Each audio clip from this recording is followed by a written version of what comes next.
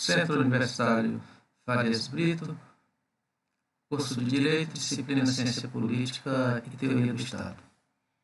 Essa é a nossa 10ª trilha e nós continuamos perseguindo os mesmos objetivos na apresentação das trilhas.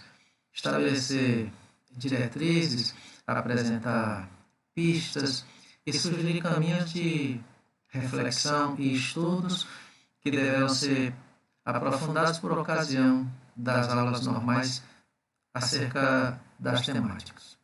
Bom, a nossa trilha 10 nos leva a pensar um tema interessantíssimo que eu estou propondo com o seguinte tema: rusticidade de Estado e governo, parâmetros institucionais e formas objetivas. Bom, o que nós pretendemos com essa temática é suprir os nossos bacharelandos de elementos que permitam perfilar o Estado contemporâneo,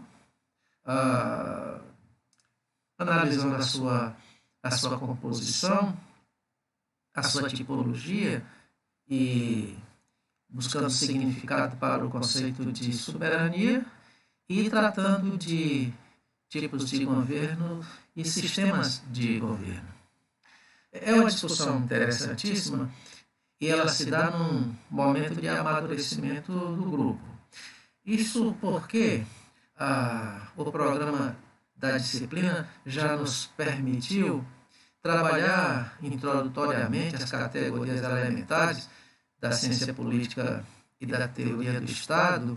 Nós já passamos pelo campo da fundamentação, tanto do ponto de vista filosófico, histórico e científico das disciplinas, e concluímos na nossa trilha passada um fantástico marco teórico que contemplou diversos pensadores das escolas de análise da ciência política nos mais distintos ciclos do pensamento científico e, como todos muito bem sabem, contemplando os pensamentos de Platão, Aristóteles, Baudin, Karl Marx, Maquiavel,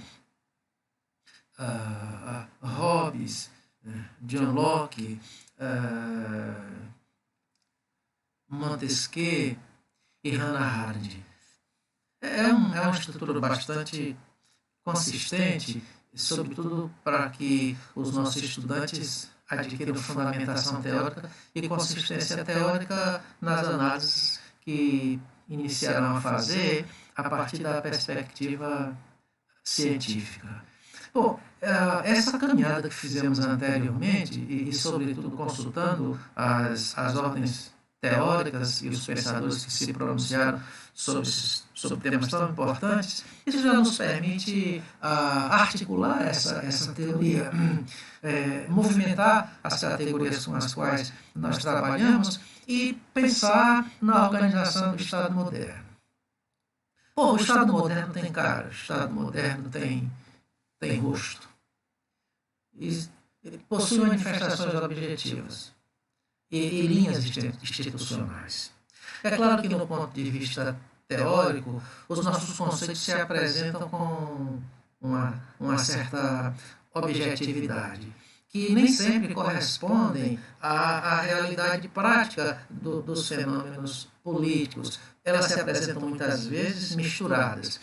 Mas isso não quer dizer que o trabalho subjetivo e teórico não tenha uma grande contribuição, porque essas linhas de análise nos permitem não apenas discernir o Estado, mas também classificá-los e perceber as diferentes identidades que o fenômeno político nos permite alcançar.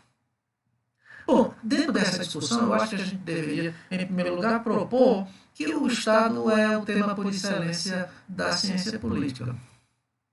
O Nico Poulantzas, falando sobre o poder político, inicia o seu texto fazendo perguntas muito competentes e oportunas, quando ele indaga quem quem não cuida do Estado e quem não é afetado por ele.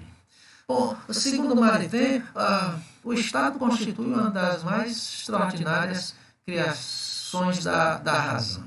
É o tema por excelência da ciência política, porque no Estado nós elevamos os procedimentos políticos à sua mais radical manifestação, e no Estado nós encontramos, por assim dizer, a síntese do fenômeno político humano. O seu aparecimento não se deu de imediato, não se dá abruptamente. O Estado é fruto de crises em todas as épocas da existência humana, desde os seus inícios mais primitivos, a partir de quando os indivíduos começam a se preocupar por tipos de organização que possam propiciar o máximo possível de bem-estar. Dito isso, então, é importante que nós ataquemos uma primeira questão que tem consistido num tema controverso e de grande debate na ciência política acerca do Estado. Bom, o Estatuto de Pessoa atribuído ao Estado é questionável ou é inquestionável? Nós vamos trabalhar essa questão com maior tempo e vamos estar propondo o pensamento de Guy, de Bertrand Russell, e vamos estar propondo a análise e a visão da ciência jurídica e a visão da sociologia. O Guy vai afirmar que o Estado não é pessoa, o Estado é fato. O Bertrand Russell vai afirmar que o Estado é uma abstração. A concepção jurídica do Estado é que nós estamos diante de uma pessoa moral, uma pessoa jurídica de direito público. No domínio da sociologia, o Estado é tratado como estrutura, como aparelho, é tratado como sistema. Na verdade, compreende-se a abstração que atribui o Estatuto de Pessoa ao Estado como um mecanismo de afirmação do seu significado e da sua importância. No entanto, nós sabemos que o Estado não existe. O Estado é uma fantasia. Nós nunca vemos o Estado e nunca nos inteiramos com ele. Nós lidamos com representantes do Estado, nós lidamos com a geografia onde o Estado pode ser encontrado, mas de fato ninguém nunca entra em contato com o Estado, porque o Estado está presente na ação humana subjetiva que o determina, criando um grande consenso acerca da sua existência subjetiva e acerca da sua importante função na estruturação da ordem social. Muito bem, para que o Estado exista, para que nós afirmemos a existência do Estado, alguns fatores são elementares. Eu diria que nós temos fatores anteriores ao Estado e nós temos fatores a posteriori ao Estado. De maneira tal que é necessário, para que se tenha Estado, que antecipadamente exista povo e exista território. São elementos que devem existir anteriormente para que o Estado se institucionalize. É preciso que exista povo e território. O povo a gente entende ser a dimensão racio-vital do Estado.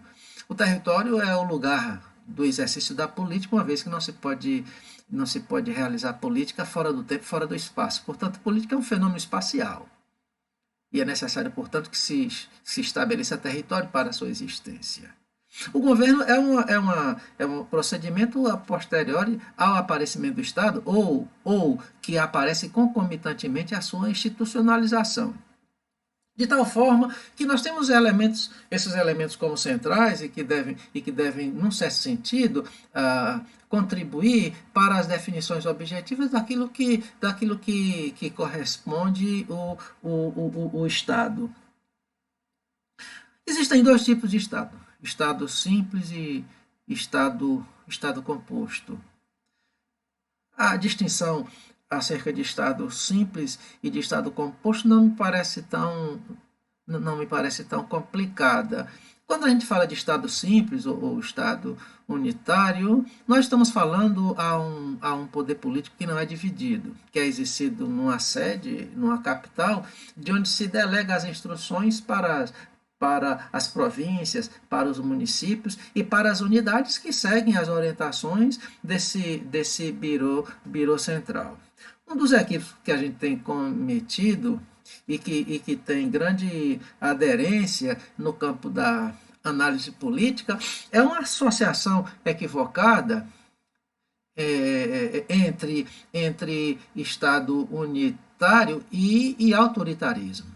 Na verdade, é preciso que se diga que não existe uma relação necessária entre Estado unitário e a não existência de democracia. Nós temos práticas muito próximas daquilo que nós entendemos ser de Estado unitário, por exemplo, na França e na Argentina, na verdade, a existência desses Estados não inibe o processo democrático. Mas quando nós falamos de Estado unitário, a gente fala de uma organização de poder jurídico não dividida, que é exercida de forma centralizada. Lembrando que no período da ditadura militar no Brasil, a despeito de sermos uma república federativa na Constituição, mas na prática nós vivemos uma realidade de Estado unitário no Brasil no período da ditadura militar. Por Estado composto, nós tratamos de uma reunião de Estados. As mais conhecidas são Confederação e Federação. Uma distinção clássica e bem clara acerca de Estado federado e Estado confederado, em ambos os casos nós temos reunião de Estados, mas o que vai distinguir a federação da confederação é que enquanto na confederação nós temos uma reunião de Estados, cada um sustentando a sua própria soberania e cada um amparado na sua própria Constituição, no Estado federado nós temos uma reunião de Estados e uma Constituição só, de tal forma que a soberania na federação não repousa sobre as unidades que a compõem, mas na União, ou seja, na própria federação. Uma das discussões que me parece ser de grande importância e uma reflexão que precisaria ser bastante ponderada nos dias atuais, sobretudo nos sistemas de governo presidencialista, é que há uma tendência, existe uma certa ameaça, considerando e proporcional ao nível de maturidade de organização das repúblicas, uma possibilidade de se confundir Estado com governo, de se confundir governo com Estado. Se nós analisarmos atentamente a história política do quadro mundial, se considerarmos o nosso próprio país e se considerarmos outras nações, inclusive que vivem projetos de desenvolvimento humano bem mais avançado do que o nosso, a gente percebe que o jogo da política, a movimentação política, a prática política contemporânea, sobretudo em sistemas presidencialistas, em alguns momentos, em certos momentos, chega-se a confundir papel de governo e papel de Estado. Em certas situações, o governo faz às vezes de Estado, atua como se fosse Estado, chama para si a prerrogativa de Estado. Ora, esse desequilíbrio, essa anormalidade precisa ser combatida, precisa ser vigiada pela ordem dos três poderes para que não ocorra uma supremacia da ordem executiva na condução das demais áreas ou da totalidade da vida política do Estado. É necessário, portanto, que se distinga claramente uma coisa e outra. E é sempre bom lembrar que quando nós falamos de Estado, nós estamos na ordem da estrutura. E quando nós falamos de governo, nós estamos no campo de técnica, Nós estamos no campo de gestão, portanto, o governo representa um grupo de indivíduos que, por mandato ou por contrato, servem às instituições do Estado. E nisso se estabelece a diferença entre uma coisa e outra, de tal forma que não se pode confundir Estado com governo e não se pode confundir governo com Estado. Bom, quais são os tipos de governo que poderiam ser colocados em questão? É importante lembrar que o Montesquieu, no Espírito das Leis, faz uma abordagem interessantíssima acerca da tipologia dos governos. O Montesquieu vai propor quatro formas de governo que também poderiam ser entendidas como tríplice e também poderia ser entendida como dúplices. Para Montesquieu, os governos podem ser monogestores ou poligestores, numa visão dúplice. Numa visão tríplice, a mesma coisa, nós poderíamos pensar república, monarquia e despotismo.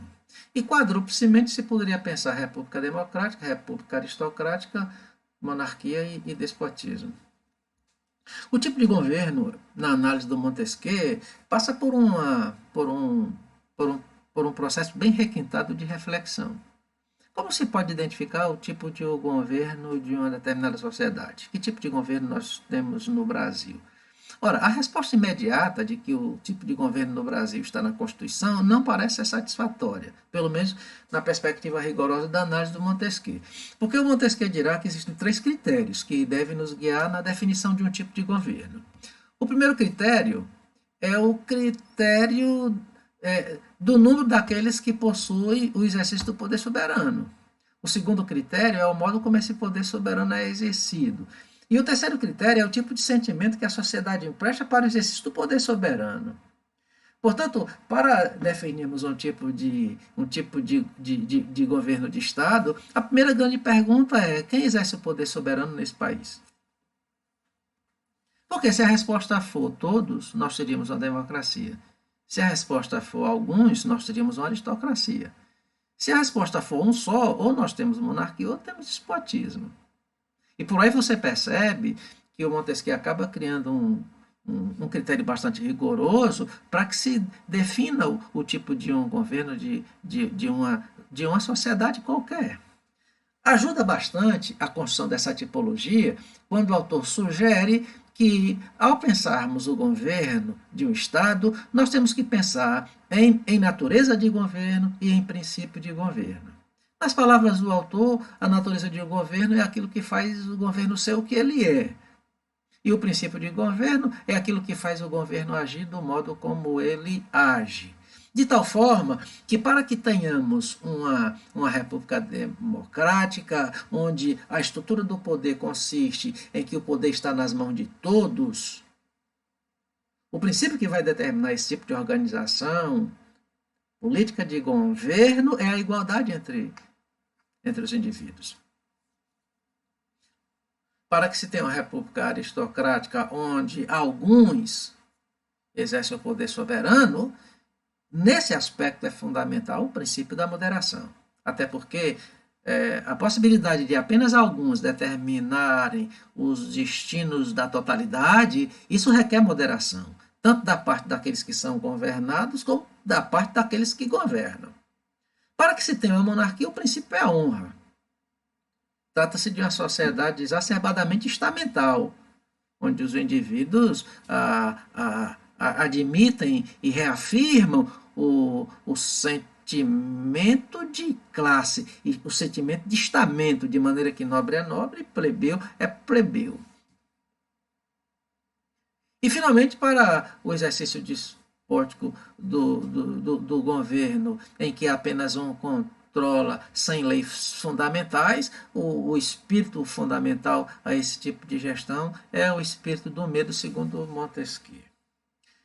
Ora, para o autor, todo tipo de governo pode se degenerar. A democracia pode se degenerar, a aristocracia pode se degenerar, a monarquia pode se degenerar e o governo despótico também.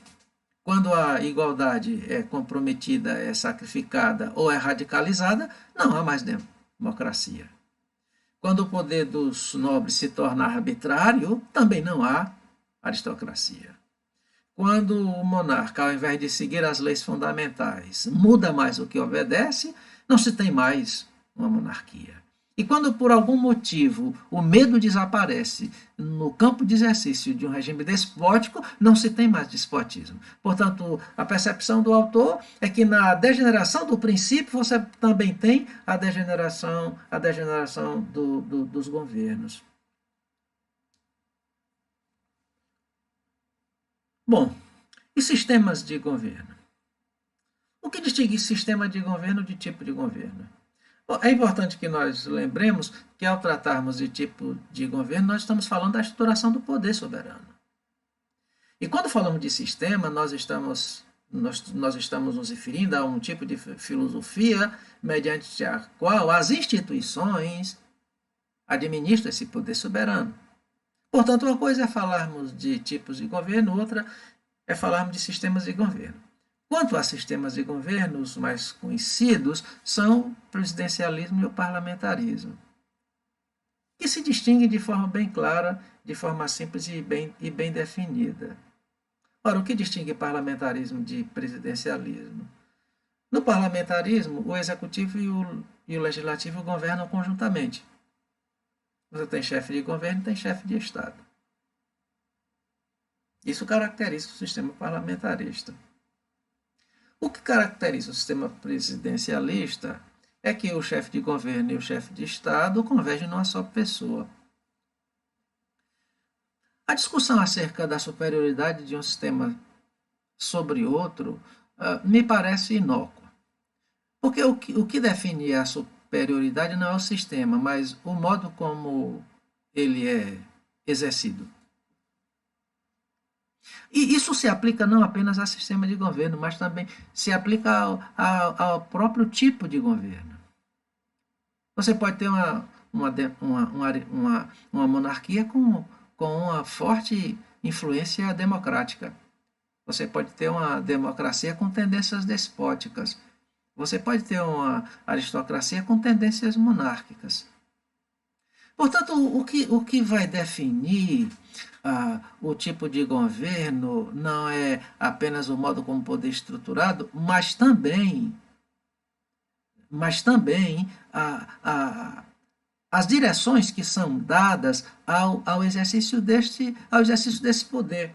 Portanto, me parece ser inconsistente se estabelecer uma linha valorativa, uma análise comparativo de escala superior ou escala inferior, sobretudo quando se pensa parlamentarismo e presidencialismo. A priori não se poderia propor superioridade. O que pode determinar o avanço de um modelo em relação ao outro é como o poder é exercido. Bom, e por fim, valeria a pena nós tocarmos no ponto da soberania política do Estado, sobretudo no Estado contemporâneo, em que as fronteiras da soberania do Estado estão muito sensíveis em função desse novo modelo de política mundial impulsionado pelos processos de globalização.